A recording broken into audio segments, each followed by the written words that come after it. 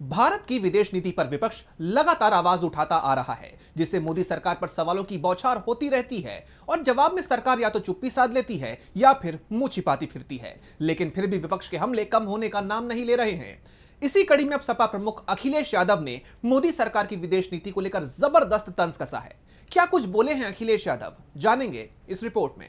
मोदी सरकार की विदेश नीति एक बार फिर कटघरे में खड़ी हो गई है और उस पर उठने वाले सवालों ने जोर पकड़ लिया है, जिससे सियासत में बवाल मचा हुआ है। इसी सिलसिले में सपा प्रमुख अखिलेश यादव ने ऐसा बयान दिया जिसकी चर्चा तेज है और बीजेपी टेंशन में आ गई है। दरअसल देश की विदेश नीति पर सवाल उठाते हुए अखिलेश ने कहा कि भारत सरकार दुनिया में अपने दोस्त कम बना पाई है।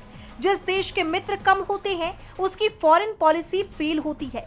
अगर भारतीय जनता पार्टी के अनरजिस्टर्ड संघी साथियों पर इतने गंभीर आरोप लगे हैं तो फॉरेन पॉलिसी को बहुत ठेस पहुंची है। भारतीय जनता पार्टी कुछ नहीं है, जिस पे आरोप लग रहे हैं वही असली भारतीय जनता पार्टी है।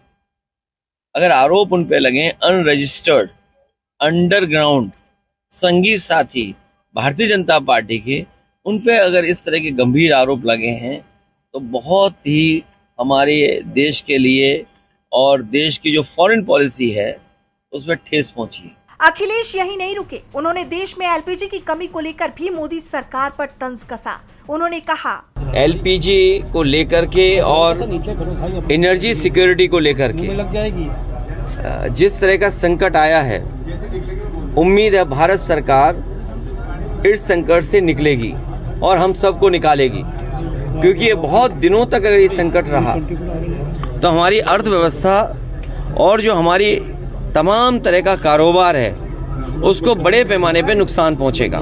जैसे आप जानते हैं कि अमेरिका, इजराइल और ईरान के बीच जंग जारी है, जिस कारण ईरान ने स्ट्रेट ऑफ हॉर्मुज बंद कर दिया है।